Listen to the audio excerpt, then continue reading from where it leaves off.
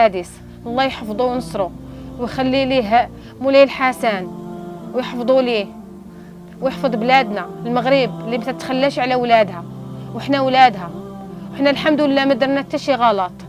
يعني الحاجه الوحيده انا كما قلت لكم انا امراه مجوجه، عندي وليداتي اللي هي 25 عام، ما عندي حتى شي مشكل. المشكله الوحيده اللي هنا اللي انا بقيت في الحرب، لاني ما كنتش قاده كيفاش نخرج، وربي شهيد على كل كلمه تنقولها.